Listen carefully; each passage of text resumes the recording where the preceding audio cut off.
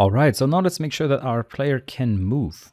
And Unity has an integrated input being the horizontal and vertical axis. These return certain values depending on the key press. When we press the W, the vertical axis will return 1 or -1. When pressing the W, the vertical axis will return 1 or -1 when pressing the S key. The same goes for the horizontal axis with the A and D key. It's pre-set up also to work with gamepad, so you don't need to take care of that separately. All right, so back in Unity, let's go ahead and take care of player movement. Therefore, I'm going to create a new script. Inside of the scripts folder, it will be the player movement script. All right, so let's take care of that. We have done player movement before. It will be very similar. There will be some minor changes, however. Okay, so as always, we first of all need to get the input, and I'm going to get the X and the Z coordinate from the axis, horizontal as well as vertical. We have seen the input manager before, right? So we are just getting the AWSD keys as well as the arrow keys. Okay, so this will be left and right, or A and D, and this will be W and S, or up and down. So we get those two, and now we can use those in order to move our character. So let's create a 3D vector, which will be called move in my case, and it will get the right position multiplied with X. So whatever we defined here as X, so whatever we added for the horizontal direction, we're just saying, okay, move the player towards the right multiplied with X. So if X is negative, then he will not walk towards the right, but he will walk towards the left. So this is the red axis of the transform in world space. So it will just move the player towards the right. And now we need to make sure that we are also adding a little bit of a twist so that we can not only walk towards the right, but we can also walk towards the front. So let's use transform forward and multiply that with Z. And this will create this 3D vector, which will now know in which direction the player should move.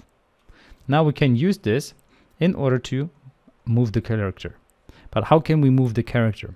Well, I don't want to use a rigid body here where I make it move based on physics, but I want to make sure that the player just walks without physics. Okay, so with a constant speed, so to speak, and disregarding physics entirely.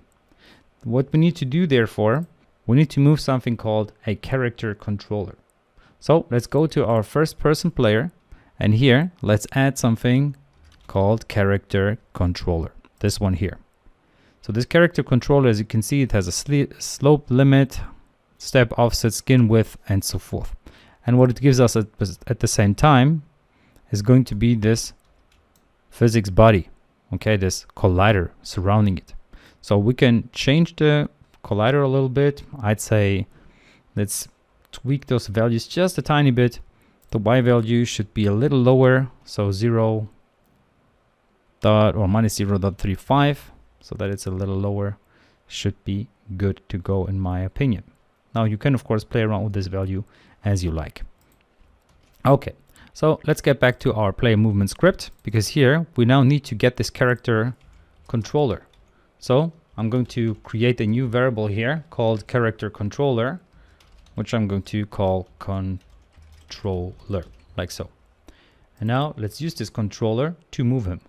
Okay, here in our update method, we can now move the controller. So as you see, this is a move method that the character controller has to offer, and a more complex move function taking absolute movement deltas. That sounds amazing. And we need to pass the vector that we want to move towards. So let's just move it towards our vector 3 here. Now this would move the character, but how about also making sure that we can modify the speed of the character? That's always a good idea. I'm going to start with a value of 12 here as the default speed. And now finally, let's make sure that our move here, so this is the vector that we're using, is also going to be impacted with the speed as well as time, the delta time, so that it's going to be time or frame rate independent. So our game will, or the player will be the same speed no matter on which device you're using it. And now at this point, let's save the script Let's go back and let's make sure that our first person controller or first person player gets the script. So let's add this player movement to it. And now let's add the player or this character controller to it at the same time. We can also make sure that we apply all of those changes to our first person player, as well as save our scene so that the scene is not going to be lost in case Unity crashes, for example. And now let's see. So I can now move around. I don't have the jump key yet, but I can already move around in my game, and it looks pretty cool, I'd say. Well, getting stuck, that's good. Well, not good that I get stuck, but as you see, this game works. So I'm not really good, and I'm pretty fast here. The sensitivity is maybe even too fast for me. I'm not a big fan, so I'm going to tweak the sensitivity here. Let's use 500 instead. And that's how you can tweak the sensitivity in your FPS character, right, in the mouselock script.